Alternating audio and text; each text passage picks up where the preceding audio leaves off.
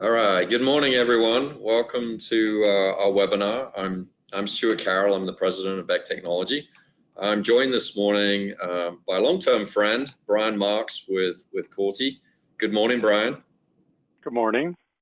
All right. Well, thank you for agreeing to join us this morning and share some of your thoughts and opinions on what's going on in the world of pre-con.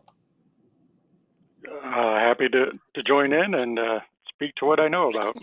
All right. Well, Brian, maybe just to frame kind of who you are, what you do, maybe you could quickly introduce yourself and what you do at Korte, and then collectively, what does Korte do in terms of construction?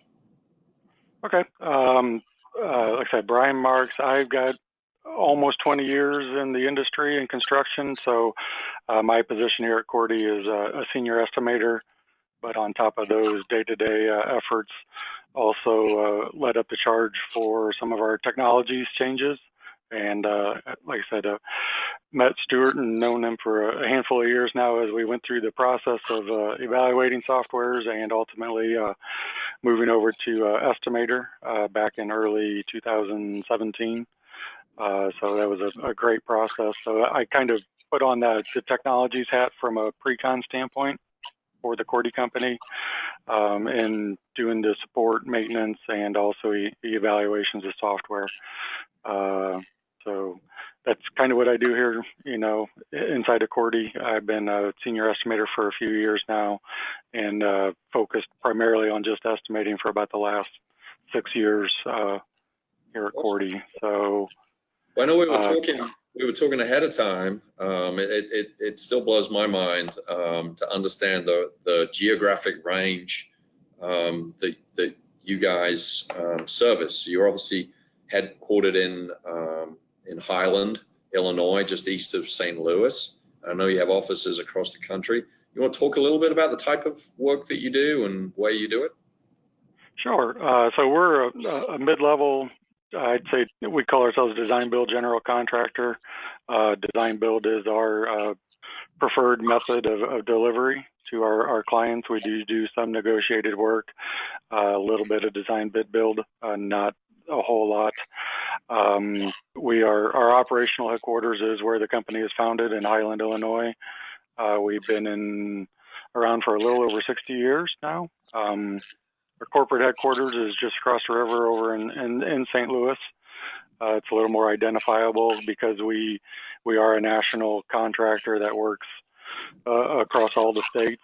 I think we've been in 44, 45 states, and down in Puerto Rico as well for our clients that we pursue work with. So we got an office down in Houston, Oklahoma, and then also out in Las Vegas. So we're spread amongst about 5 offices. We share a lot of resources, pre-construction, project management, accounting, all kind of works out of those offices, and we branch out to head everywhere in the country. So yeah, there are some challenges to the way we operate, and that's part of the reason why we prefer design build, and gives us a little bit of more of that risk reward in our pursuits, as opposed to trying to run around the country chasing plan and spec jobs with lower margins. No, makes tons of sense. And again, thank you for joining ahead of time about you flying off to the East Coast later today. So again, thank you for joining us. Yep. So let's maybe jump into some of the questions that we'd like to sort of dive into a little bit more detail. So the first one is, maybe you explain, like, what are some of the biggest challenges that you face with transparency, with the types of customers that you're working with, and the data that A, that you're given, and B, that you give as a result of your pre-construction work? What are the challenges? Okay. Yeah, and like I said, I was invited and spoke on data transparency at the ASP conference back in June. So that's kind of where this topic has evolved from there. And I think I kind of introduced that one as, I saw data transparency equal to data availability.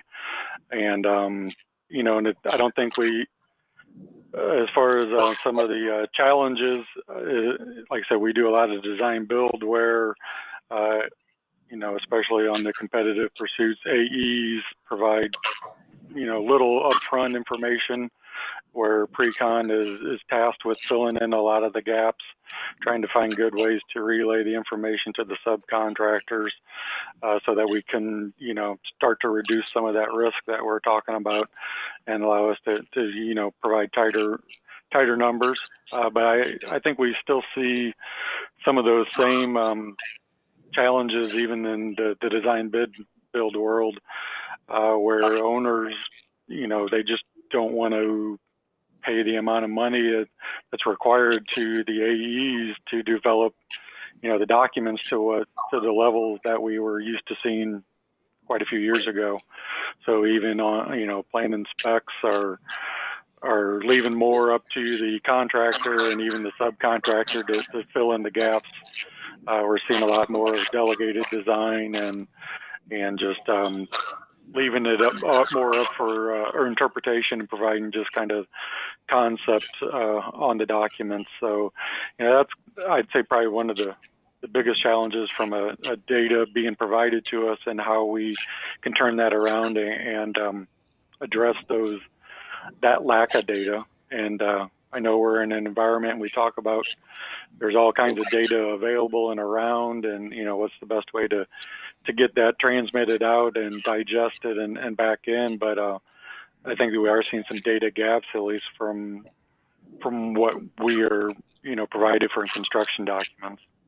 I would imagine your world is also challenging as well, because you're working with different subs in different markets, because of the fact that you are building all over the country. Does that add an extra challenge to that, or is it the same challenge and the way that you handle it is the same? I'd say there's an extra challenge just because we don't really have that time to develop that level of trust.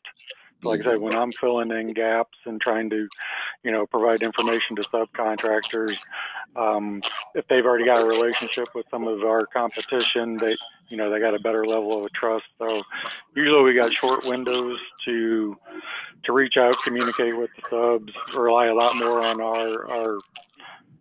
our history and who Korte is, and you know, hopefully they go out and take a look at that and see who they're dealing with to help us establish that level of trust. And then also, yeah, the more we can visually pass along those gaps and fill in the information with, you know, scope sheets and stuff like that.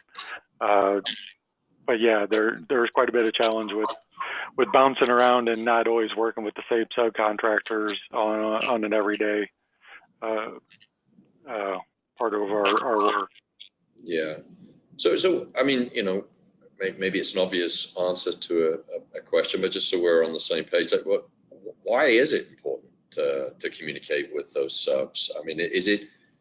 Well, let me just ask the question. Why is it so important to have that transparency? What's the so what?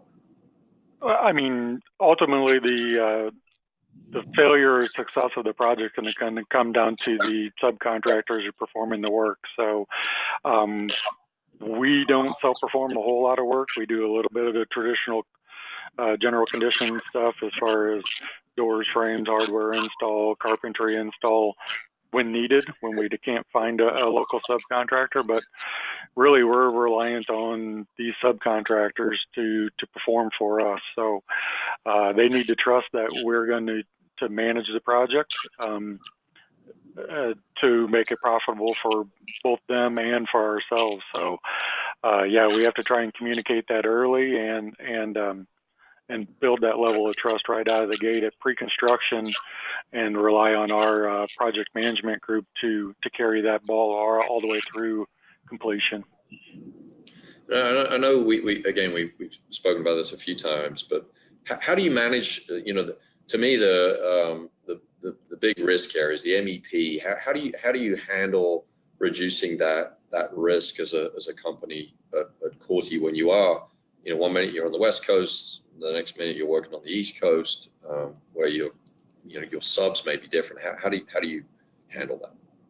I think we do, you know, we seek out some strategic partners. We do, on the design build side of things, we do have some guys who are willing to travel with us, but we also do look into the local market, try and study the local market ahead of projects coming out to determine if it's a good design build MEP area or the design assist, or we can bring along a good engineering partner. And then we, like I said, try and capture as much of that data and that information as we can and share it, and you know, kind of bring on strategic partners early on in the process so that we're getting their data and collaborating with architectural, structural, civil early in the process to mitigate any of those potential pitfalls down the road.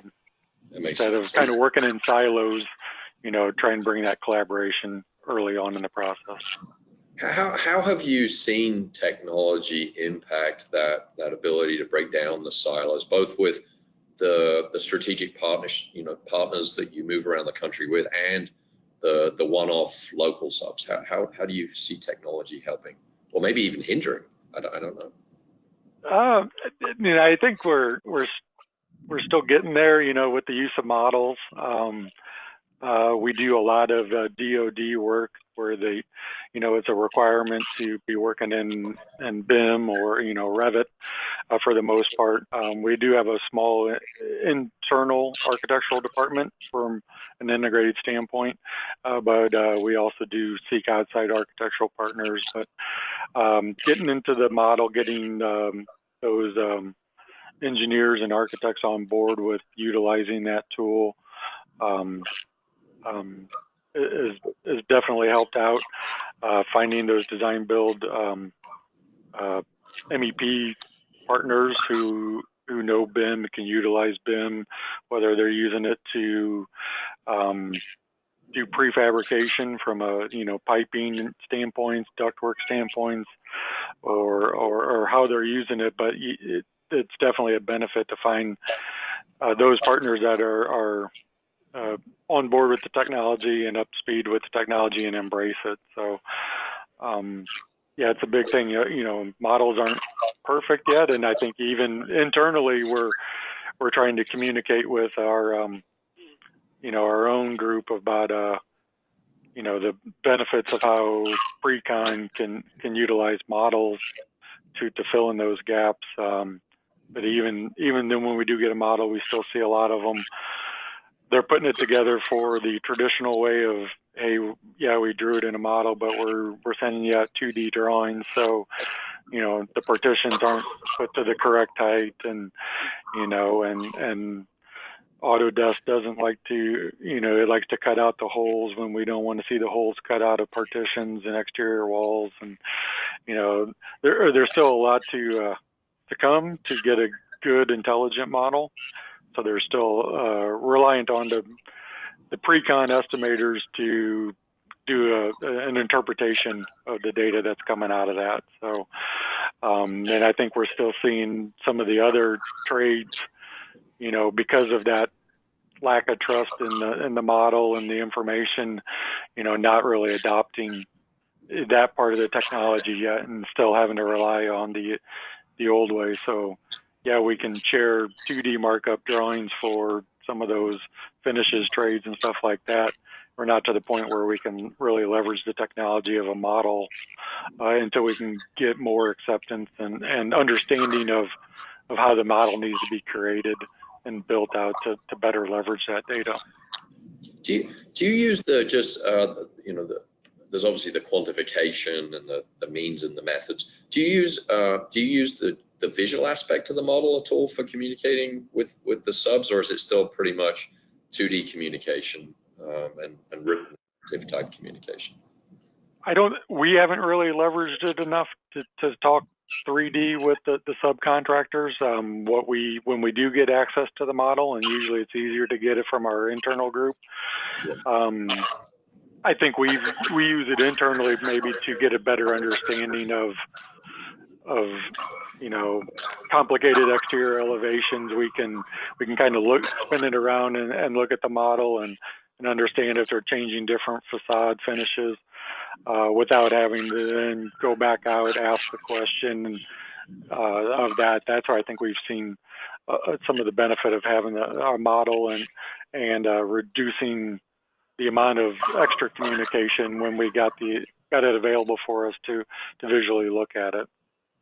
And how do you see, look out 10 years, and maybe further with our industry, but the future, where do you see models? Where do you see, you mentioned earlier, the history. Korte's been around 60 years. You've got an awful lot of data. Where do you see the future of helping you fill in the gaps and better communication and data transparency with subs? So, I mean, with subs, I think as it gets more widely accepted, better communicated to the AEs, and hopefully we can get to the point where they're getting reimbursed for the cost to make a more complete model, and we get some of that time back to actually do it up front, where we're having to turn proposals around faster than ever. We're having to turn buildings around faster than ever.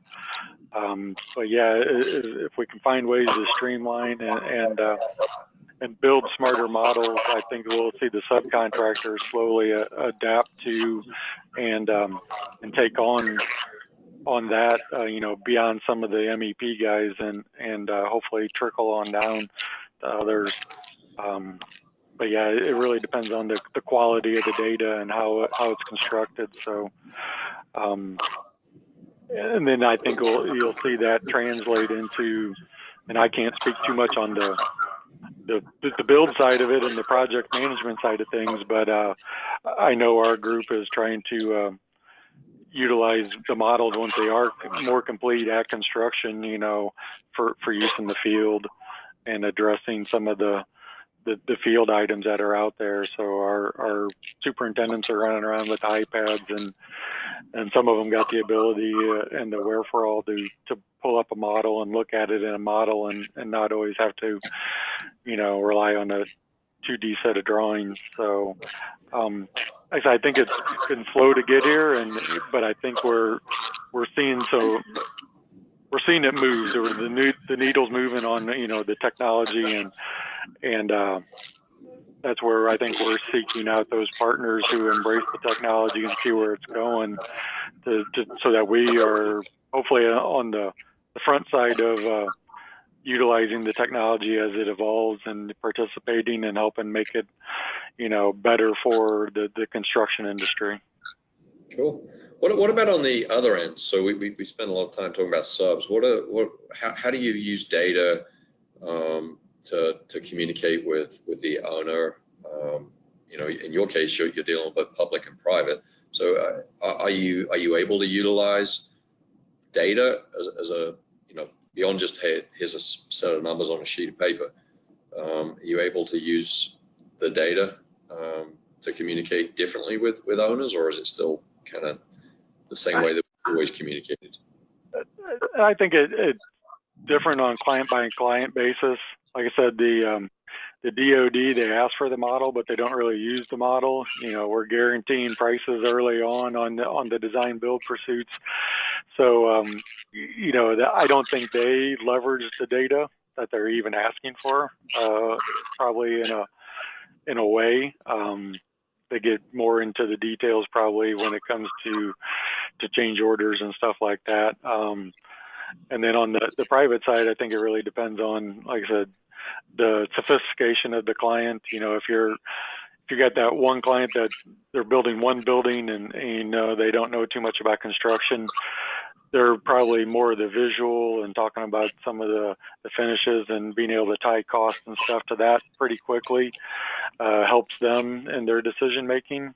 Then if you get into the developers and some of the guys who are crunching the numbers and know the numbers a little bit better, and how we're presenting that data, they're probably leveraging that to get the best price for their building. So I'd say there's probably a lot of variety from the owner's aspect on the data that we present to them. Okay. Well, final question. How are people within Precon working to break down silos and encourage collaboration, on both ends, the subs and the owners? Like I said, I think on from the sub standpoint, having to go back to the old ways of picking up the phone and calling and talking to these subcontractors, at least from how we operate, is extremely important. So I'm speaking from a Gen X guy. I'm in my mid 40s, so yeah, did a lot of phone calling and stuff like that before email was available.